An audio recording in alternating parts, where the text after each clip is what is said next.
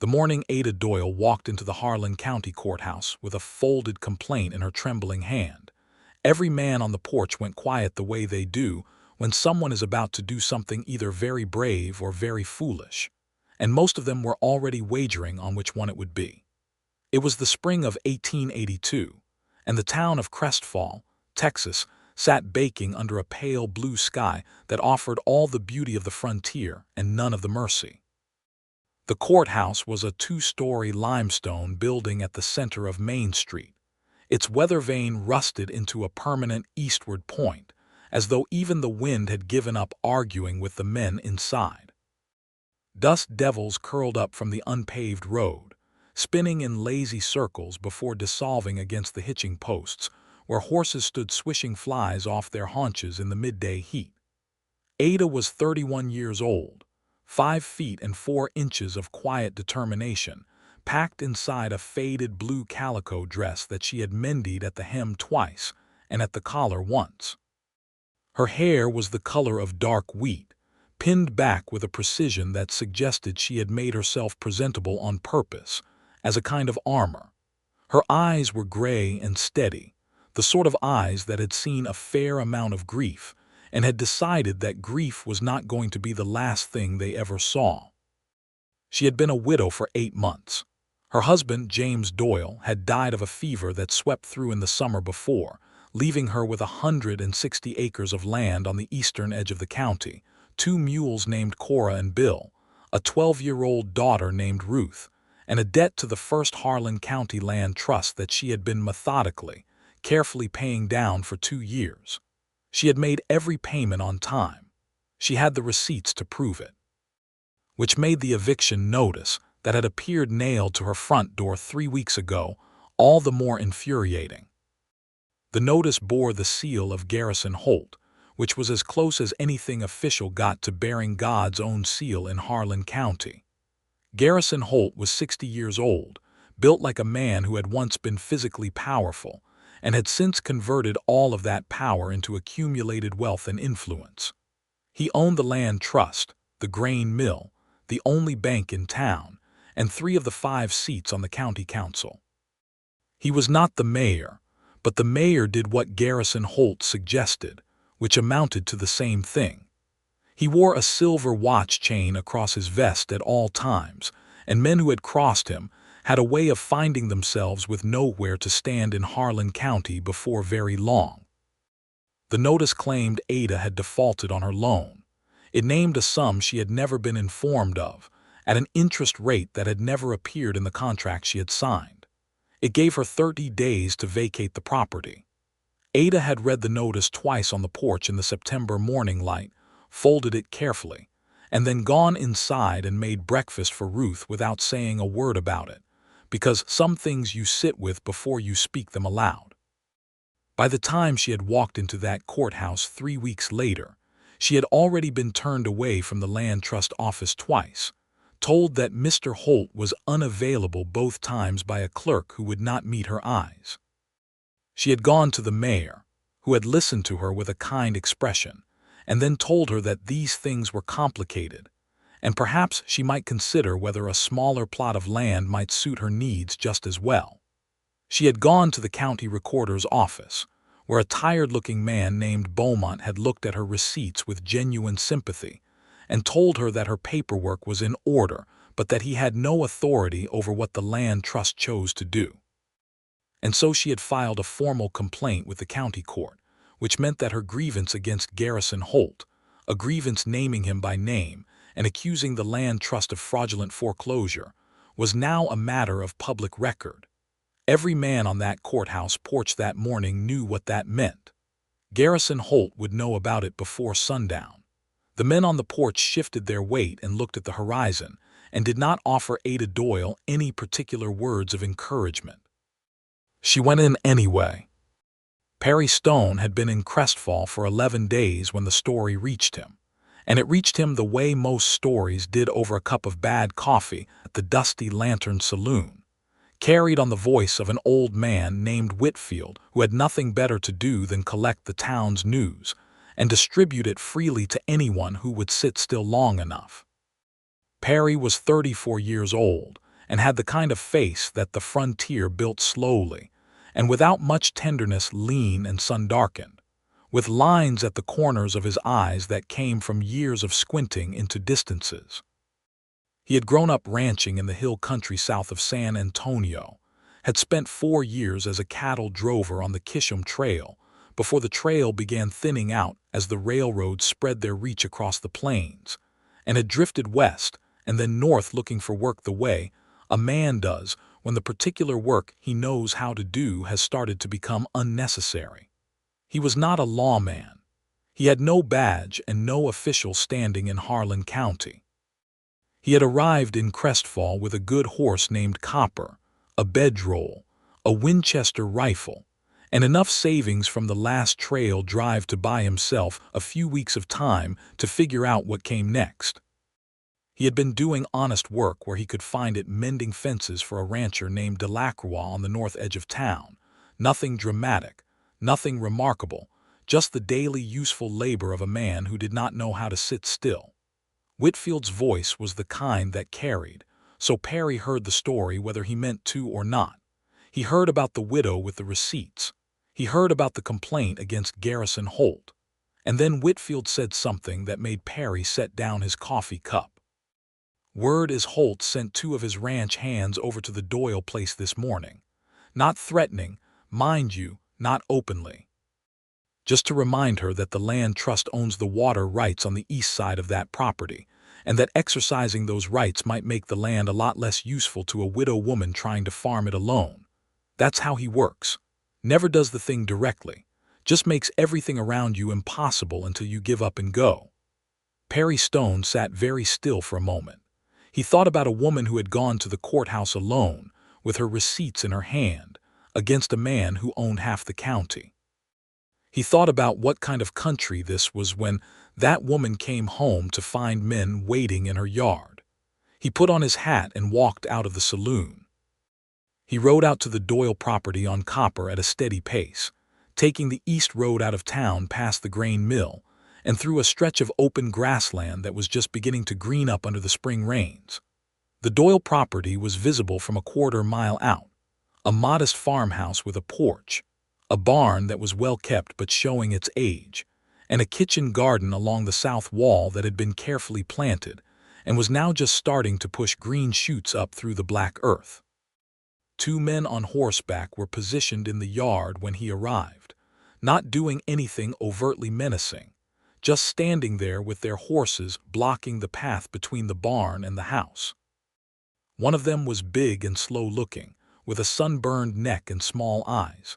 The other was thinner and wore a smirk like a man who had practiced it in a mirror. Ada Doyle was standing on her porch. She was not cowering. She was not crying.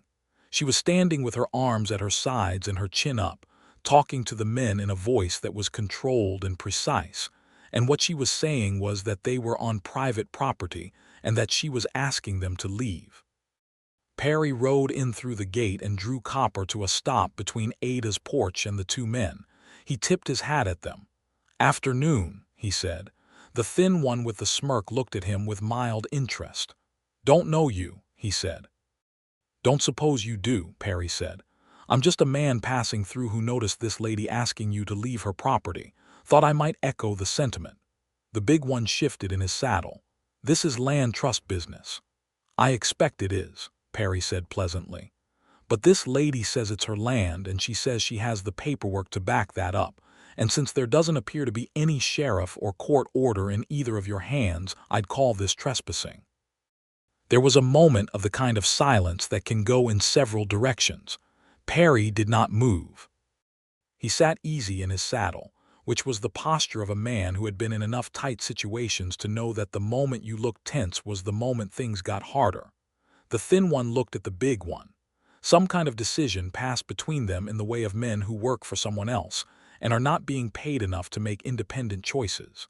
The thin one wheeled his horse around. "We'll be back," he said, which was not a threat so much as a statement of logistical fact. "I imagine you will," Perry said, and watched them ride out. He turned back to the porch. Ada Doyle was looking at him with an expression that was not gratitude exactly, but something adjacent to it mixed with a healthy measure of suspicion. He could understand that. She did not know him. Strange men on horseback were not inherently an improvement on other strange men on horseback. He swung down from Copper and stood at the base of her porch steps with his hat in his hand, which seemed like the appropriate thing to do. "Perry Stone," he said. "I work odd jobs around town. I heard about your situation at the saloon.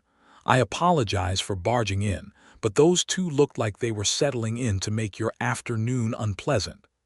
Ada studied him for a long moment.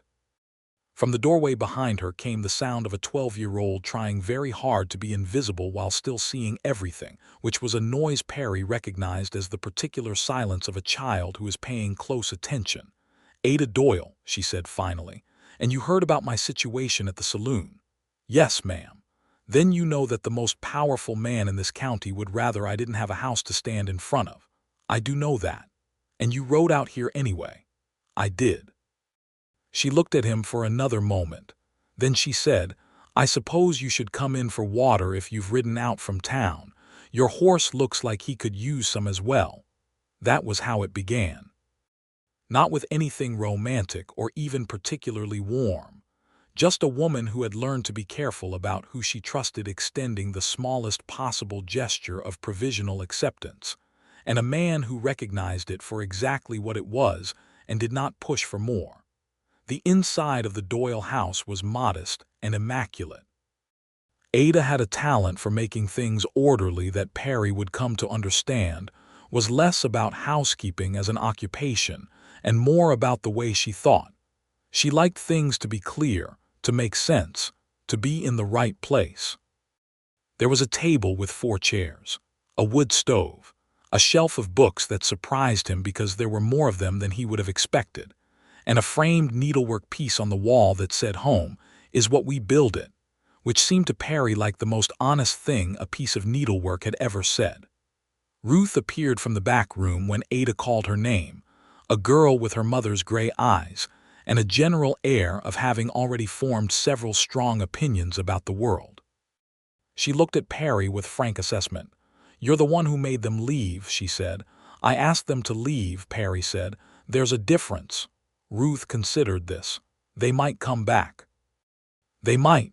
Will you come back too?" Perry glanced at Ada, who was at the stove filling a tin cup with water and whose back was very carefully not expressing any particular opinion about the question her daughter had just asked.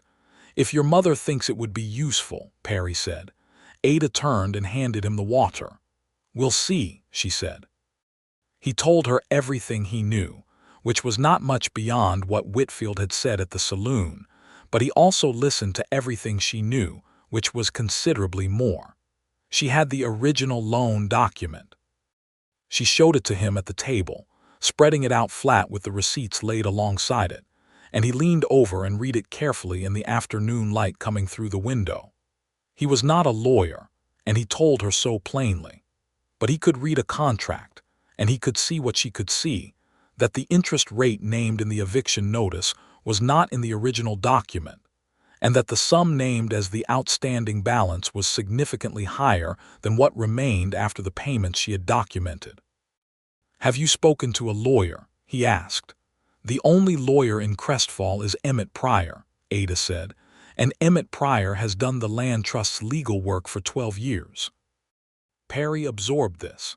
"The nearest town with another lawyer, Millard Station," she said, 40 miles east. That's a full day's ride." "Yes," she said, "and I cannot leave Ruth, and I cannot afford to lose a day's work, and I am not sure what a lawyer 40 miles away could do when the man I'm fighting against owns the county recorder's office and has the ear of the judge."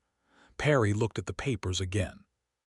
He looked at the careful handwriting on the receipts, her handwriting, he realized, because she had made copies of everything in her own hand in addition to keeping the originals. She had been thorough. He had been preparing for this, maybe not consciously, but in the way that careful people prepare without knowing they're preparing. "Who filed your complaint?" he asked. "Did you write it yourself?" "I did," she said. "I have some schooling. I can write." "It takes more than writing," he said. "You need someone to stand up in that court and speak it." "I know that." Her voice was flat, not defeated, just honest. I walked in there alone because there was no one else." That statement sat in the room for a moment. Perry felt the weight of it, the particular weight of a person saying plainly that they are alone without using it as an appeal for sympathy, just as a statement of fact. "There is now," he said, and then felt immediately aware that this was a large thing to say to a woman he had known for approximately 90 minutes. Ada looked at him steadily. "You don't know me, Mr. Stone." "No, ma'am. And I don't know you." "That's true. So what is it that's keeping you at my table?" He thought about it honestly, because she deserved an honest answer and not a polished one. "I saw a woman standing on her porch alone against two men who had no right to be there," he said. "And I thought about what kind of man I'd like to be, and I rode in. That's all it is." Something in her expression shifted very slightly, not softening exactly, but becoming less guarded at the edges. "That's a better answer than most men would give," she said. "Most men would give you a speech," he said. "I just told you the thing." The ghost of something that might become a smile crossed her face and then retreated. "Come back tomorrow," she said. "We can go through the papers together. If you know anything about contracts, it might help." He rode back to Crestfall with the evening sun turning the road to copper and something warm and unnerving settling in his chest. He had not planned on being involved in anyone's legal troubles when he woke up that morning. He had not planned on anything particular, which was the honest truth about his life at that moment. He was a man between chapters, drifting in that uncertain space after one kind of life has ended and before another has declared itself. He went back the next morning, and the morning after that. By the fourth visit, Ada had stopped calling him Mr. Stone. By the sixth, Ruth had started teaching him the names of all the plants in the kitchen garden, with the confident authority of someone who has decided you are worth educating. Perry proved useful in practical ways, which he suspected was the fastest path to Ada's trust, because she was a woman who valued usefulness the way other people valued poetry. He fixed the barn roof where two boards had rotted through. He looked at Cora and Bill and determined that Cora had a stone bruise on her left front hoof that was going to get worse if it wasn't treated, and he treated it. He rode into town and visited Beaumont at the county recorder's office, not officially, just as a man who had questions, and came back with information about which council members had been elected versus appointed, and therefore which ones might potentially be reached without going through Holt's network. And in between these practical things, he sat at the table with Ada, and they went through the papers together with the seriousness of two people who had decided that seriousness was warranted. Ada was sharp. He had noticed that immediately, but it became clearer the more time he spent with her. She had a precise, analytical mind that had been sharpened by necessity, by years of managing a farm household and keeping accounts and making decisions that had real consequences. She had already identified 3 specific discrepancies between the loan document and the eviction notice. She had written them out in a neat column with the relevant clause numbers beside them. "This clause here," she said one evening, pointing to a paragraph near the bottom of the original contract, uses the phrase per annum simple interest, which means they cannot compound the interest. But the balance they're claiming in the eviction notice can only be reached if you compound it monthly. Perry read the clause. She was right. "Do you know what that means legally?" "It means they can't do it," she said. "It's right there in their own document. You need someone to say that in front of a judge." "I know." She sat back in her chair and rubbed her eyes briefly, a rare moment of tiredness breaking through her composure. The lamp on the table sent warm light across her face, and Perry found himself very aware of the particular exhaustion that she carried, not dramatic or theatrical, just the ordinary bone-deep tiredness of a person who has been holding everything together for 8 months without anyone to share the weight. "What if we wrote it out clearly?" he said. "Every discrepancy, with the clause number and the legal language. Laid it out so plainly that even a judge who didn't want to couldn't ignore it." "A brief," she said, "something like that." She looked at him across the table. "You've been thinking about this." "I have." "Why?" The question was quiet and genuine, not a challenge. She really wanted to know. Because what they're doing to you is wrong, he said. And you've done everything right. You paid your loan, you kept your receipts, you filed your complaint through the proper channels. You played by the rules in a game where the other side is changing the rules as they go. That bothers me. It bothers you, she said softly. It does. She was quiet for a moment. Outside, the spring night was full of frogs and the distant sound of wind in the cottonwood trees along the creek. Ruth had gone to bed an hour ago. The house was very still. James would have liked you, Ada said, and it cost her something to say it. Perry could hear that. He was that kind of man. The kind that gets bothered by the wrong thing and can't let it sit. Sounds like a good man, Perry said. He was. She looked at the table. It has been very strange these 8 months without someone to be bothered alongside. That was the most personal thing she had said to him. He did not push it, did not follow it with anything that might make her regret saying it.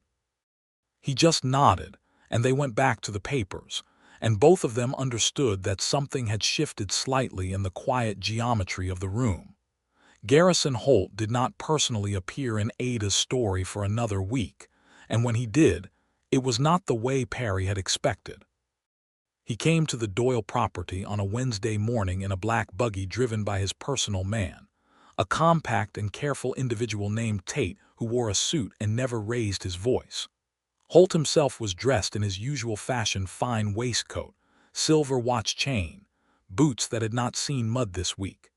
He stepped down from the buggy as though he were arriving at a social call and walked up to the porch where Ada was standing, Perry beside her, in a posture that was neither aggressive nor retreating.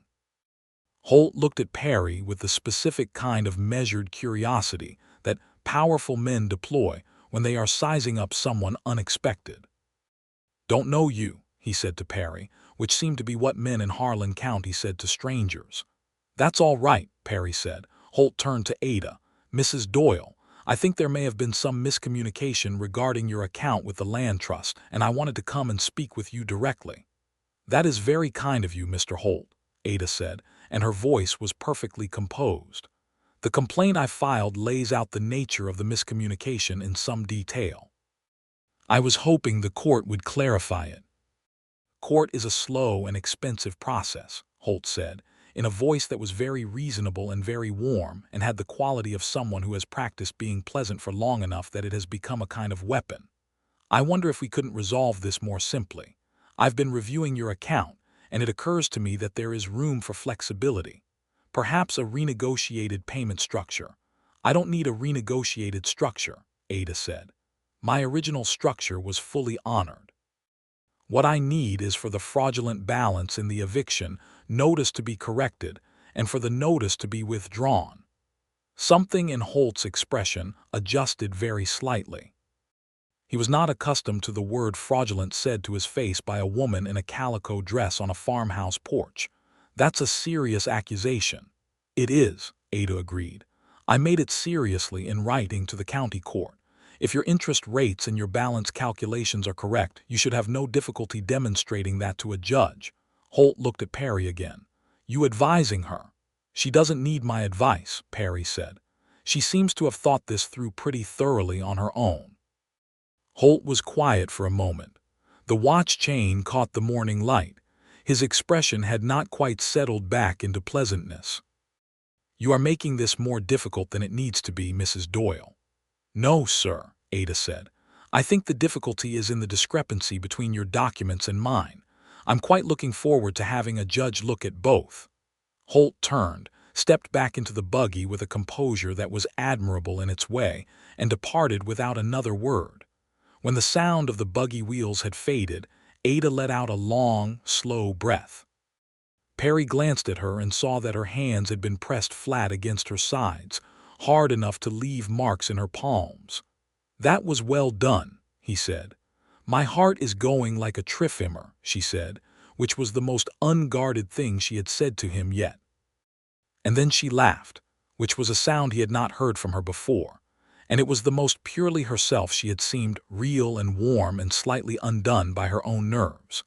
He laughed too, and for a moment they just stood there on the porch laughing at the absurdity of it, the giant ridiculous power of one man in a buggy and a woman with her receipts, and a cowboy with no particular plan, and how the world had arranged them all on this porch on this Wednesday morning in 1882. It was Ruth who broke the moment by coming out the front door with a concerned expression and saying, "What's funny? Was that Garrison Holt?" "Mama, was that?" and Ada pulling her daughter into a hug that was half comfort and half laughter, and Perry watching them both with something in his chest that he was going to have to think about later. The hearing was scheduled for the second Thursday of the month, which gave them 17 days. Perry spent those 17 days in a way that would have been difficult to explain to anyone who asked him to define his role, because his role had become something that defied simple definition. He was not her lawyer. He was not a family member. He was not officially anything. What he was, practically speaking, was the person who rode to Millard Station and back in a single punishing day to speak with an attorney named Caldwell, who reviewed Ada's documents over a 2-hour meeting and told Perry that the case was solid on its face, and that the interest clause argument in particular was very strong, and who wrote out a formal opinion letter that outlined the legal basis for Ada's position, which Perry rode back within his saddlebag.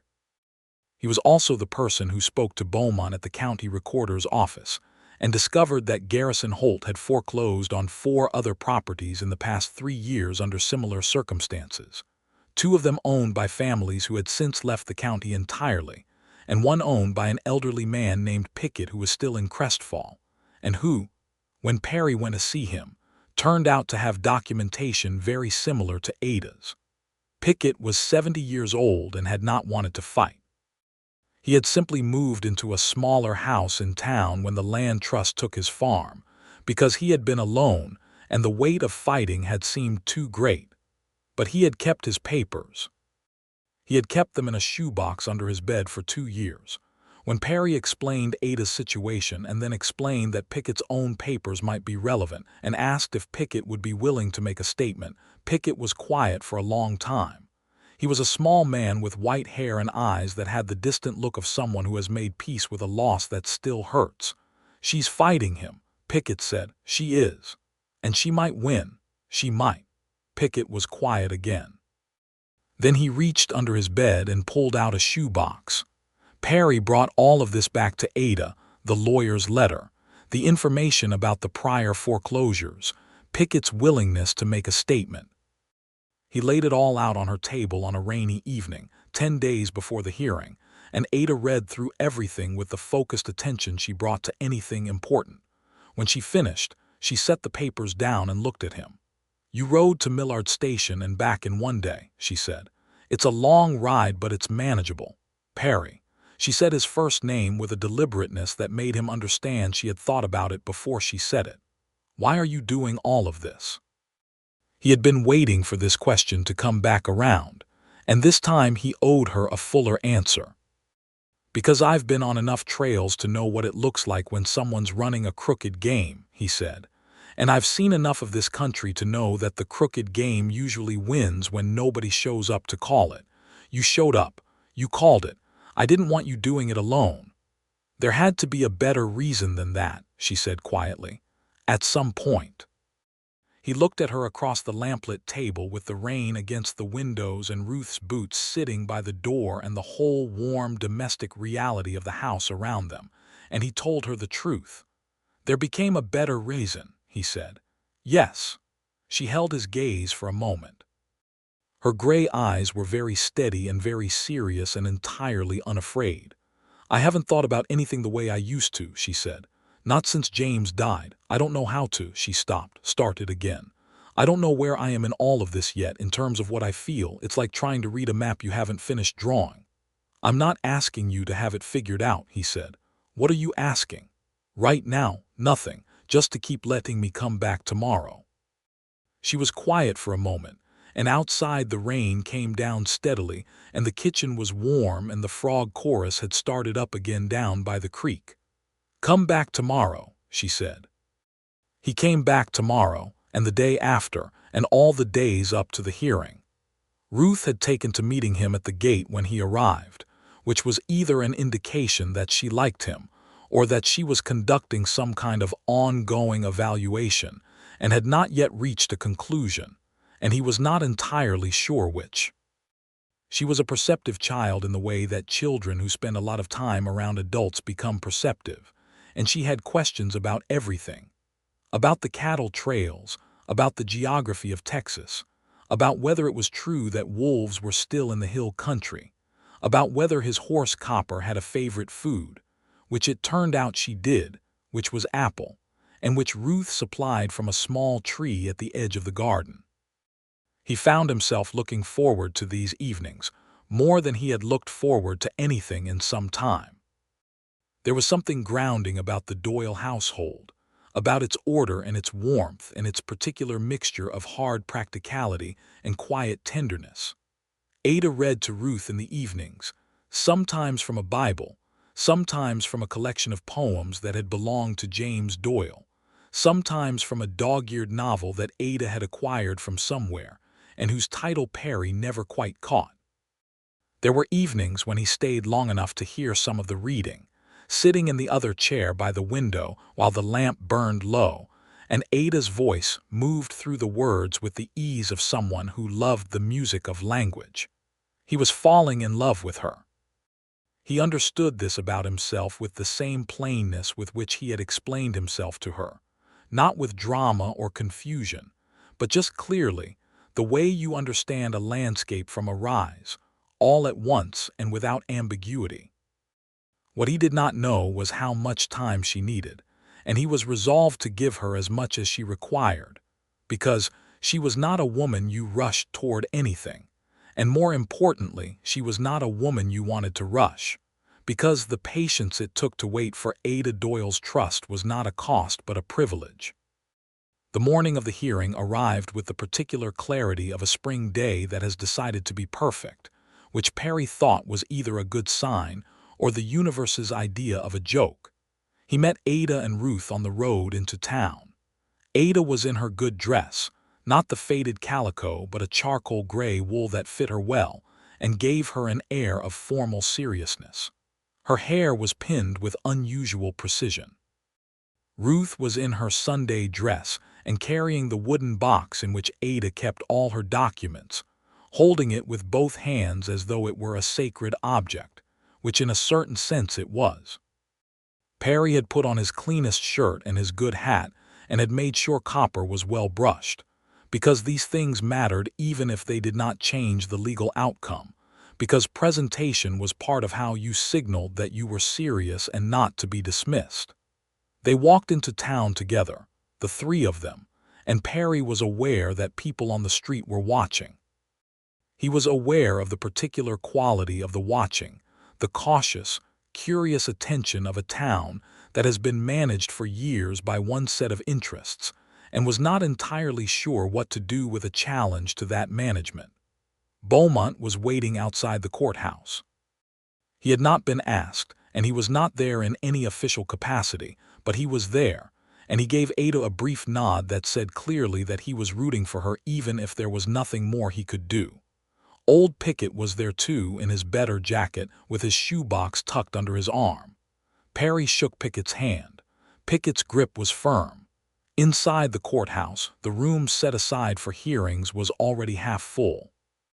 This was not because hearings were usually popular entertainment, but because this hearing was about Garrison Holt, and that made it different.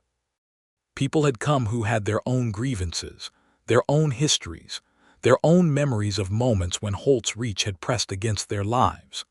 They had come to see whether it was possible to push back. Garrison Holt was already seated on the respondent's side with Emmett Pryor, his lawyer, who was a neat man with small glasses and the careful manner of someone who knows that his professional prosperity depends on a single relationship. Holt himself was composed and immovable, his silver chain catching the light, his posture suggesting that this was a minor inconvenience he had agreed to endure out of courtesy. He looked at Ada when she came in, and then at Perry behind her, and his expression did not change at all, which was more unnerving than if it had. Ada took her seat at the complainant's table. Perry sat just behind her in the gallery. Ruth sat beside him, her hands folded in her lap, her gray eyes moving around the room with careful attention. The judge was a man named Hartfield, who was old enough to have seen considerable quantities of Harlan County history, and whose reputation, according to Beaumont, was for legal correctness even when legal correctness was inconvenient, which was the best anyone could reasonably hope for in a county court in 1882. Hartfield called the hearing to order. Perry watched Ada stand and speak. He had not known exactly what to expect. He had known she was capable and he had known she was thorough. But there is a difference between sitting at a kitchen table with a lamp and standing in a courthouse with your adversary across the room and a gallery of watching eyes behind you. She was extraordinary. She laid out the case in the order they had organized it together, moving from the terms of the original contract to the specific language of the interest clause, to the documented payments, to the discrepancy in the balance, to the legal opinion from the attorney in Millard Station, handing each document to the judge's clerk as she named it, her voice steady and precise, and entirely without the wavering that would have given Emmett Pryor an opening to suggest she was overwrought. Pryor did try to suggest several other things. He suggested that the complainant had misread the contract. Ada referred him to the specific clause number. He suggested that there were costs and fees not captured in the receipt record. Ada pointed to the paragraph of the contract that specified what fees could be assessed and under what circumstances. He suggested that the attorney's letter from Millard Station was irrelevant since it came from outside the jurisdiction. Judge Hartfield told him that was not how legal opinions worked. Then Ada introduced Pickett. This was the moment that Perry felt the room shift. Pickett stood up from the gallery and came forward, moving slowly but with his own dignity, and he put his shoebox on the clerk's table and began talking. He talked about his farm, which he had owned for 20 years. He talked about his loan with the land trust, which he had paid faithfully. He talked about the eviction notice, which had named a balance he did not recognize and a rate he had never agreed to. He talked about how he had not known how to fight it and so he had not fought it. He talked about it in the flat, uncomplaining voice of a man who has accepted a loss but knows it was wrong, and the room was very quiet. When Pickett finished, Perry looked at Garrison Holt. For the first time, the composure had acquired a slight fracture, not dramatic, not visible to everyone in the room, but visible to someone who was watching carefully. The weight of the pattern being made visible, the weight of two people with the same documented discrepancy instead of one, was sitting on Holt's face in a way his watch chain could not compensate for. Pryor objected. Hartfield overruled the objection. Pryor objected again. Hartfield overruled again with a tone that suggested his patience was not inexhaustible. The hearing ran through the morning and into the early afternoon. When Hartfield finally called a recess to consider, people in the gallery stretched and murmured, and some of them went outside to stand in the sun. Ada came back to where Perry and Ruth were sitting, and she sat down beside them and let out a breath that had years in it. "How do you think it went?" Ruth asked. "I think we said everything we could say," Ada told her. "Perry," Ruth looked at him. "I think your mother was the most prepared person in that room," he said, "and I think the judge noticed." Ada looked at him then, sideways and quietly, and there was something in her eyes that was not the careful measurement he had grown used to seeing there. It was something warmer and more open, something that had been waiting behind the practicality for a long time. "Thank you," she said. It was simple and direct and meant more than it sounded. "You did the work," he said. "We did," she said. "Together." Hartfield's ruling came down 40 minutes later. He found in favor of the complainant on the interest clause argument, determining that the compound calculation in the eviction notice was not supported by the original loan document. He ordered the land trust to recalculate the outstanding balance using the simple annual interest as specified, present the corrected figure to the court within 30 days, and acknowledge the payments already made as valid against the principal. He further noted that the evidence presented regarding the prior foreclosure of the Pickett property suggested a pattern that warranted review by the county council and potentially by the state banking board. He did not say fraud. He did not need to.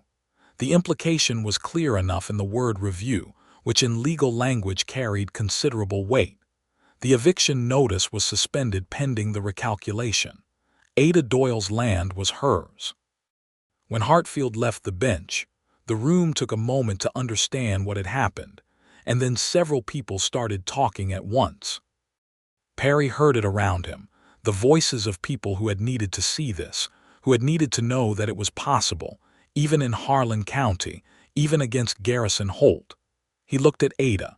She was sitting very still, looking at the table in front of her, and he could see that she was working very hard not to let the enormity of it undo her composure all at once.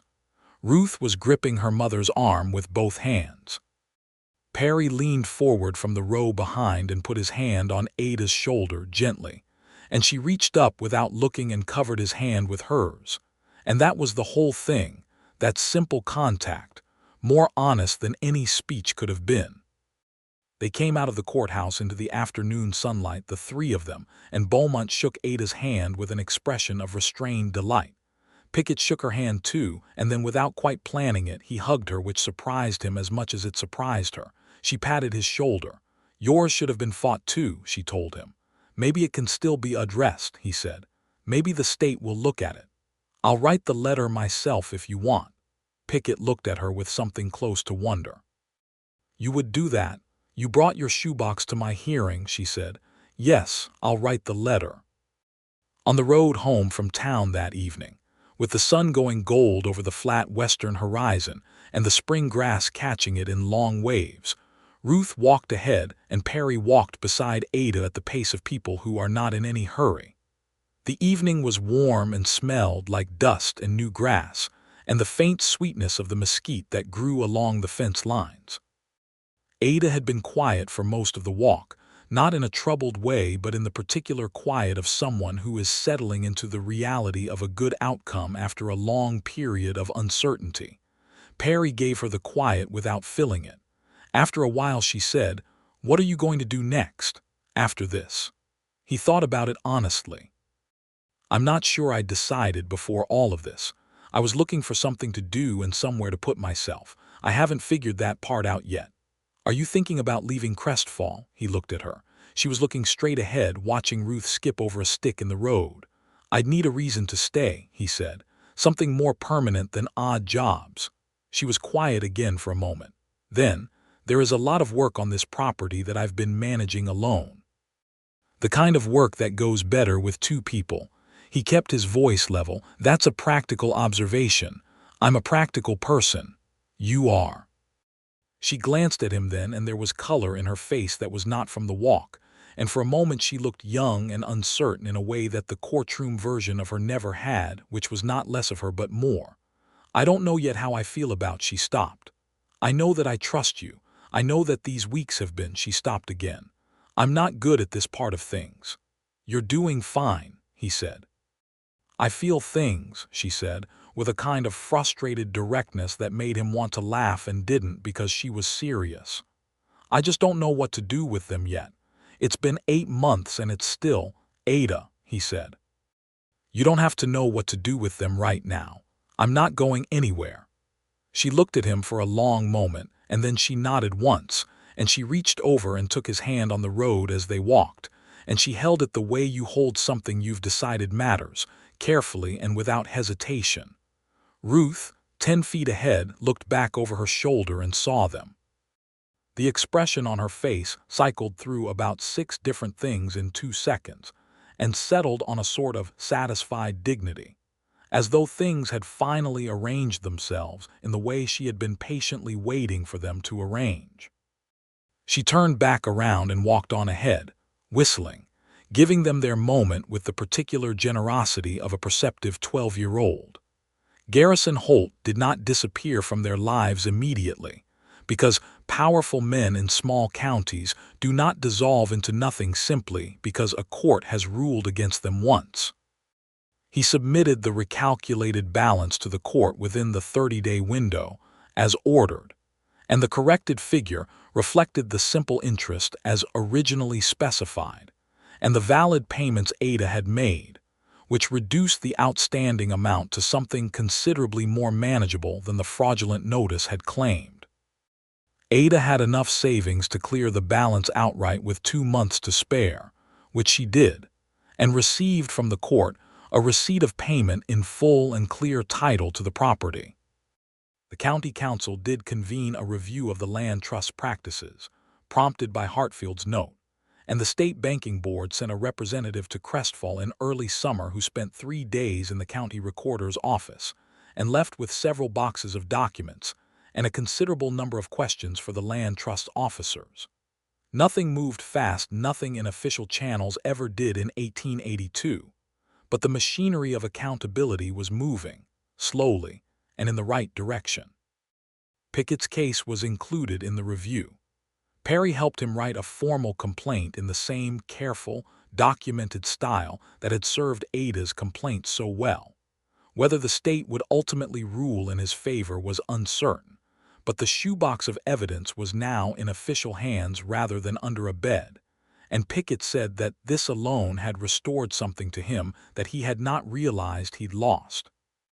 3 months after the hearing, on an evening in July, Perry found Ada on the back porch of the farmhouse in the late light, sitting with a cup of tea and looking out at the fields she had planted in the spring, which were now coming in green and strong. The corn was knee-high along the east field. The kitchen garden was producing more than Ruth could keep up with, which meant Ada had been taking baskets of tomatoes and green beans into town to sell at the market, which meant she had a little extra money coming in for the first time since James had died. The land was hers. The balance was cleared. The sky above the fields was the deep saturated blue of a Texas July evening, and the first fireflies were beginning to appear at the edge of the tree line. Perry sat down beside her on the porch step. He had been there most of the day, helping repair the fence along the south pasture that a spring storm had damaged. He was tired in the satisfying way of a day's useful work completed, and he smelled like fence post and hard labor, and Ada handed him the second cup she had apparently brought out in anticipation of his joining her, which he thought was one of the finest things that had ever happened to him. "I got a letter today," Ada said. "From who?" "From my sister in San Marcos. She writes every few months." She turned the cup in her hands. "She wants to know how I'm doing. She always asks whether I'm managing alone." "Are you going to tell her you're not?" Ada was quiet for a moment. The fireflies blinked in slow gold pulses at the edge of the dark. "I've been thinking about that question." "About what to tell her? What answer are you arriving at?" She looked at him, and in the evening light her gray eyes were very clear and very sure. "I've been arriving at you," she said quietly. He set his cup down. He turned toward her, and he was careful and unhurried because this was not a moment to rush through. It was a moment to be fully present in. "I love you," he said.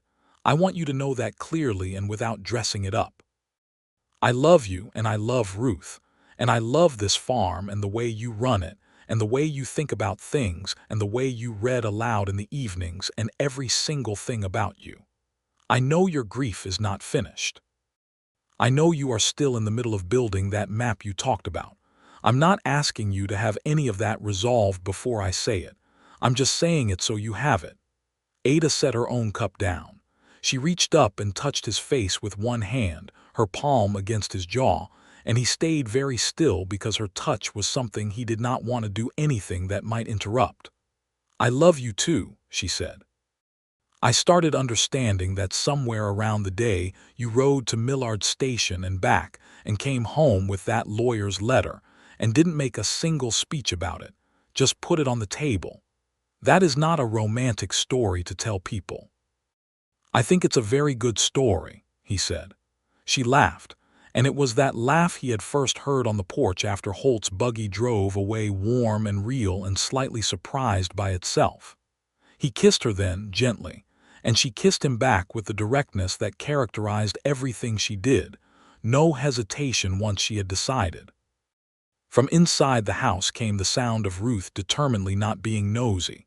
which expressed itself as a very deliberate and audible clanking of dishes that had no practical purpose, which made both of them pull back laughing, and Perry leaned his forehead against Ada's, and they laughed together in the July evening, with the fireflies coming on strong now, and the fields green and the sky going slowly dark above it all. He proposed formally in September, sitting at the kitchen table with his hat in his hands like the first time he'd ever come into this house, which Ada said later she had found both endearing and slightly ridiculous since he had been living on this farm for 2 months by then. Having moved from his room at the boarding house in town, after a frank conversation with Ada in which she had pointed out that he was spending most of his time here anyway, and that there was a perfectly good room that had been used for storage since before James died, and that the arrangement was practical as well as significant.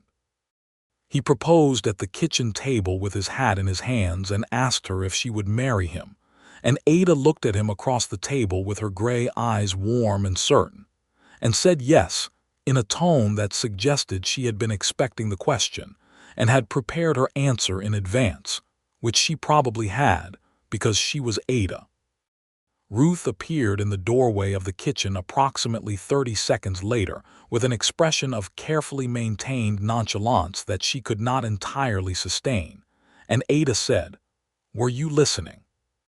And Ruth said, "A little," and then she came in and hugged Perry around the middle with sudden fierce energy that surprised him enough that he almost dropped his hat. They were married in October, on a Saturday morning, in the small church on the north end of Main Street. The reverend who performed the ceremony was a kind man named Abe Hollies who had known Ada since she arrived in Crestfall as James Doyle's wife, and who told Perry privately before the ceremony that Ada was one of the strongest people he had ever known, and that Perry should be aware of how rare that was. Perry said he was very aware. The church was not large, but it was full. Beaumont was there. Old Pickett was there in his best jacket. The rancher Delacroix, for whom Perry had mended fences back in the spring, came with his wife. Half the town came, in fact, which Perry understood was partly about Ada and partly about what Ada had done. The hearing had meant something to people, and the wedding felt like a continuation of that, like the story resolving into the right ending. Ada wore a dress that her sister had sent from San Marcos ivory with blue trim, simple and well cut, the kind of dress that suited her because it was neither fussy nor plain, but just exactly right. She walked down the aisle with Ruth beside her, because Ruth had asked if she could stand up with them, and Ada had said there was no one else she would rather have. Perry stood at the front of the church with Reverend Hollies and watched Ada walk toward him, and felt the full weight of his good fortune with a clarity that had nothing sentimental about it, just the plain, honest understanding that this was the best thing that had ever happened to him. They said their vows in the traditional form, and when it came to the part about in joy and in sorrow, Perry found the words meaningful in a way that wedding vows sometimes are, and sometimes are not. He knew her sorrows, had sat beside them in lamplight, had understood them without trying to fix them, and this made the vow feel particular rather than general, which was how it should be. Ruth, standing beside Ada, was absolutely dry-eyed through the whole thing, and then immediately afterwards turned away and very discreetly wiped her eyes when she thought no one was looking, and Perry decided not to mention it. The reception was held in the church hall with food that the congregation had largely contributed, which meant there were 4 different kinds of pie on the table and more cornbread than any reasonable gathering of people could consume. Pickett made a toast that was brief and genuine, and made Ada press her lips together hard to keep her composure. Perry's response to the toast was to thank everyone who had come, and to say that the only complaint he had ever had about his life was that it had taken him 34 years to arrive at this particular farm in this particular county, and that he planned to make up for lost time. Ada, standing beside him, took his hand and leaned against his shoulder briefly in a gesture so natural it seemed like they had been doing it for years. The year turned. They worked the farm through the winter and began planning for the spring planting with the doubled effort and efficiency of two people who thought clearly and worked well together. Perry had the physical energy and knowledge of land management that complemented Ada's meticulous record-keeping and financial precision, and together they made better decisions than either had alone, which was the quiet daily proof of the thing between them. Ruth grew. She was 13 now, and then 14, and she had opinions about everything and was beginning to show her mother's precision of mind in a way that made both Ada and Perry quietly proud. Ada had been teaching her at home because the county school was several miles out and transportation was unreliable, and Perry added to these lessons whatever he knew, which was practical geography, the basics of animal husbandry, weather reading, the management of tools and equipment, all the things that had no textbook but that a person needed to know to be capable in the world they actually lived in. Word came in the spring of the following year that the State Banking Board had made a formal finding against the Harlan County Land Trust, citing predatory practices including unauthorized interest rate modifications and improper calculation of outstanding balances. Garrison Holt was required to restructure the trust under new oversight, and Emmett Pryor's legal license came under review by the State Bar Association, which was a development that caused considerable quiet satisfaction in Crestfall. Several of the people who had lost land in prior foreclosures filed their own claims with the state, and while the process was slow, the direction of it was clear. Harlan County was, slowly, becoming a different kind of place. Ada wrote the letter she had promised Pickett, and it went to the State Banking Board along with his documentation, and it was thorough and precise, and made its arguments with the same careful clarity that had served her own complaint. Perry proofread it and told her it was excellent, which it was. Pickett's case was included in the state review, and while full restitution of the farm itself was not possible, the land had been resold, and the circumstances were complicated. The state awarded him a financial settlement that allowed him to buy a small but comfortable house in town outright, which he said he would rather have than any amount of official apology. He came by the farm to tell them and stayed for supper, and afterward he sat on the back porch with Perry in the warm evening and smoked his pipe and said, quietly, "You know what the difference was between what happened to me and what happened to her." Perry waited. "She wasn't alone," Pickett said. "That's all." "I was alone and I didn't fight. She had someone stand beside her and she fought. The law didn't change. The judge was the same judge. The difference was that she wasn't alone." Perry thought about that for a long time after Pickett had gone home.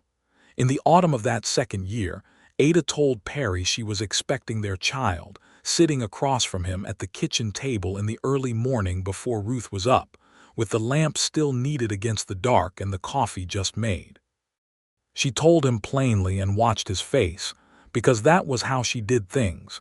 She said them, and then she watched you, to see what the truth of your reaction was. The truth of his reaction was that the coffee cup hit the table harder than he meant it to when he set it down, and he was around the table and beside her, and she was laughing because he had startled her.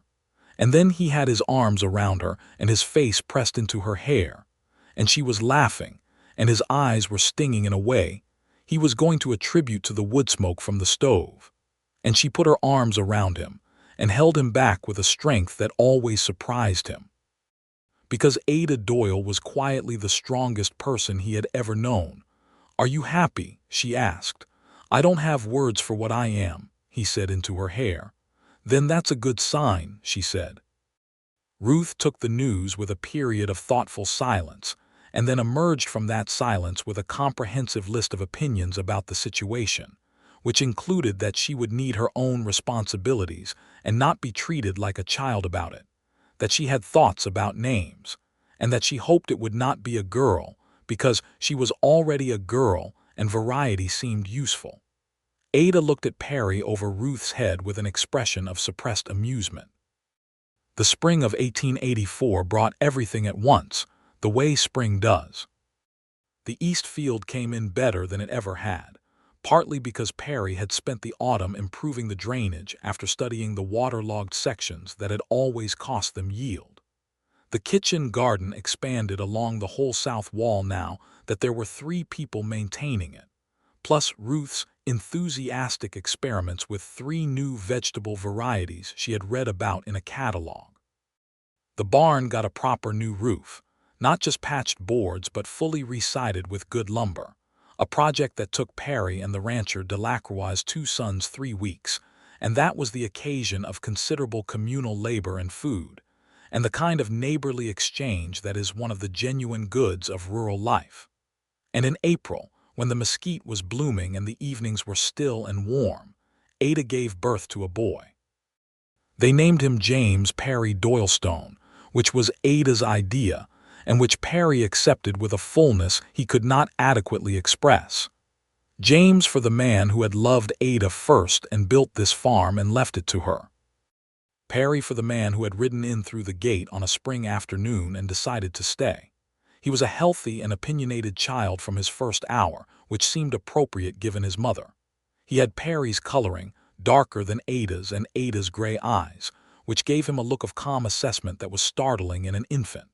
Ruth declared him acceptable, and then immediately became his most devoted guardian, which was a contradiction she seemed entirely comfortable with. Ada recovered well.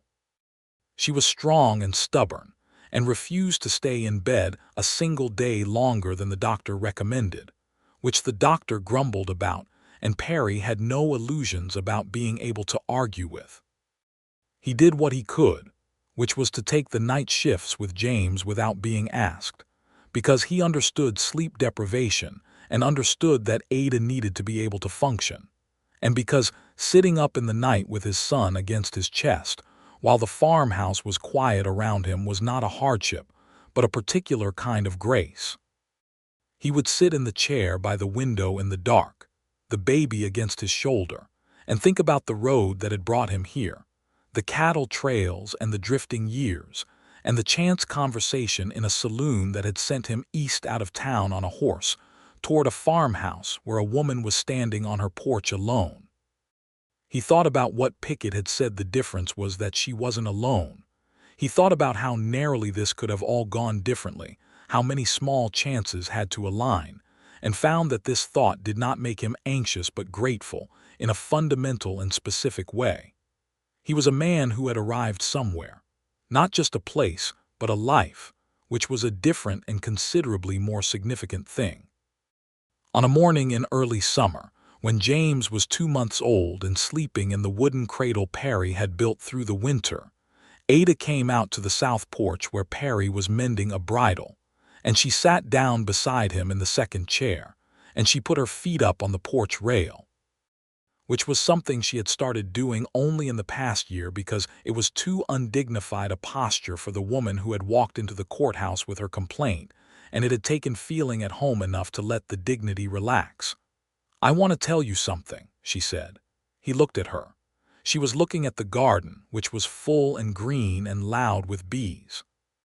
"When I nailed that complaint to the courthouse door, I was terrified," she said. "Not of Garrison Holt specifically, though that too.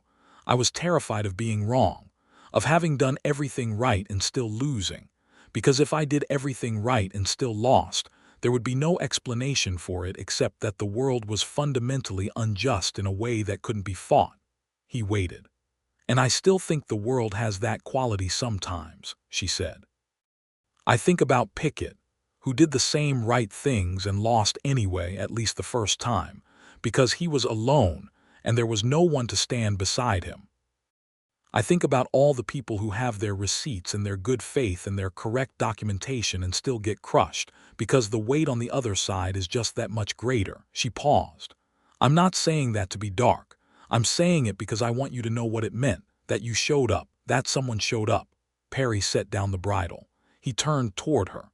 "I'm also saying," she said with a careful precision that was entirely Ada, "that I know we are lucky. And I intend to use the luck well.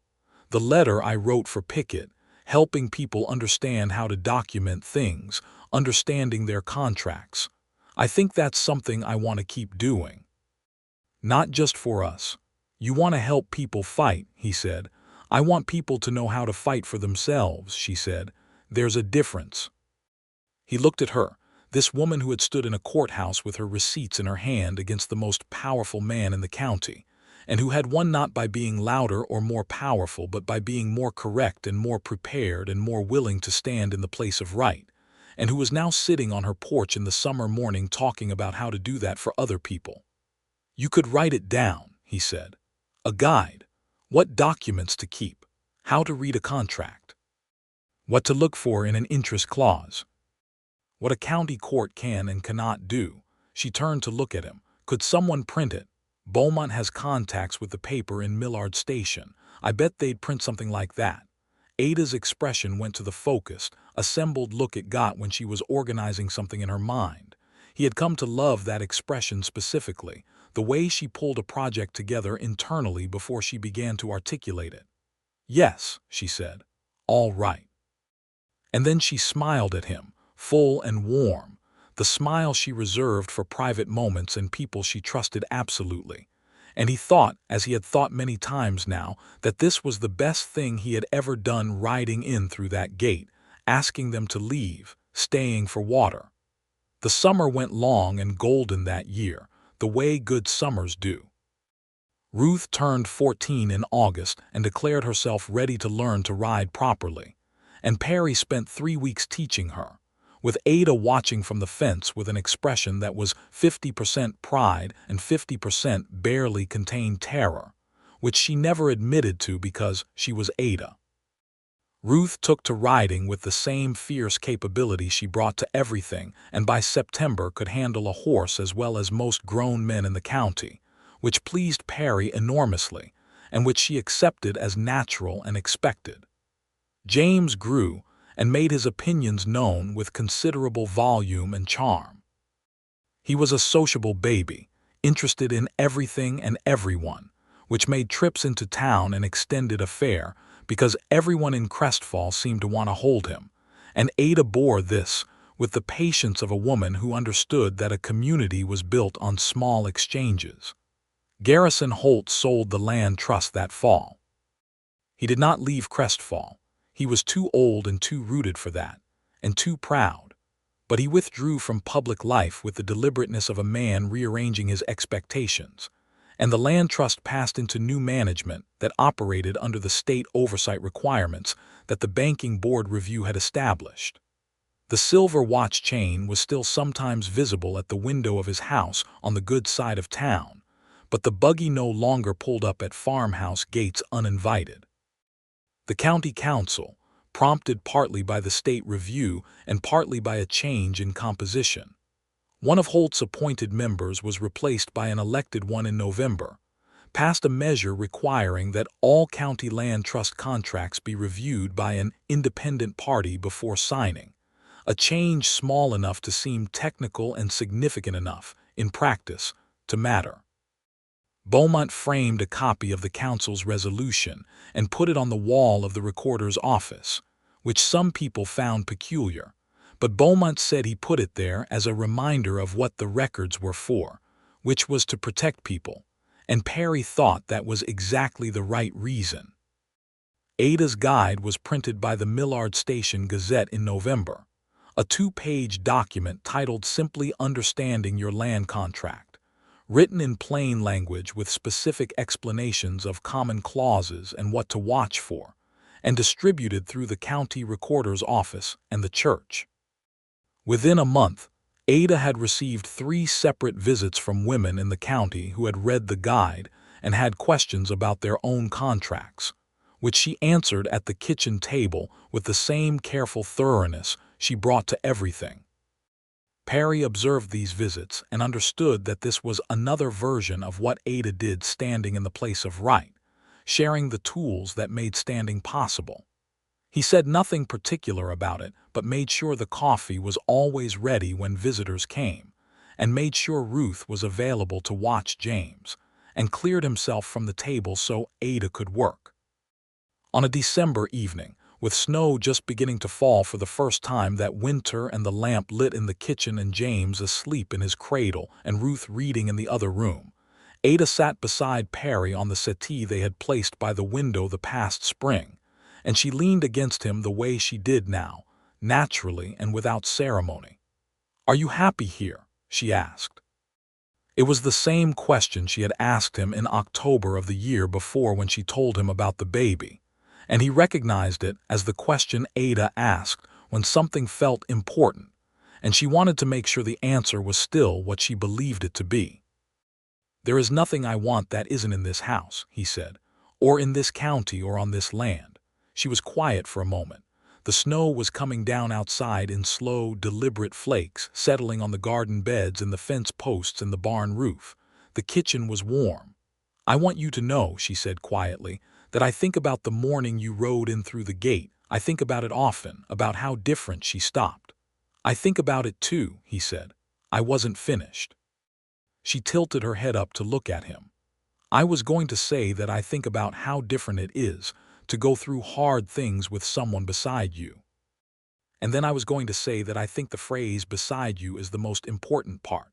Not someone who fights for you or someone who makes the decisions, but someone who shows up and stands in the same place."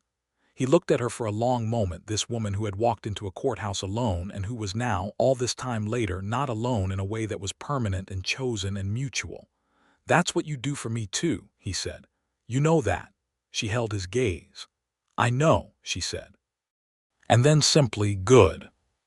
Outside, the snow kept falling on the fields that were hers, clearly and without question, on the land where 2 mules and a good horse named Copper stood patient in the barn, on the kitchen garden that would sleep until spring and come back full, on the farmhouse with its lamp burning in the window against the dark. Inside, a boy slept in his cradle with his mother's eyes and his father's coloring, and a girl read in the next room and would grow into someone formidable.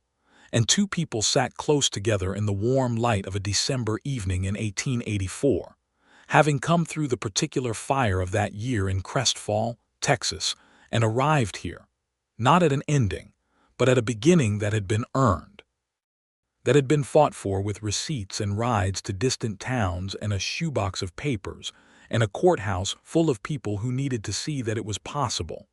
The fire in the stove settled with a soft sound. The snow came down outside. Perry Stone put his arm around Ada Doyle Stone, and she leaned into him, and the house held them, and the land held the house, and the night was quiet and complete, and everything that had needed to be resolved had been, and everything that had needed to be said had been said, and they were, in the plain, honest language of the life they had built together, exactly where they belonged.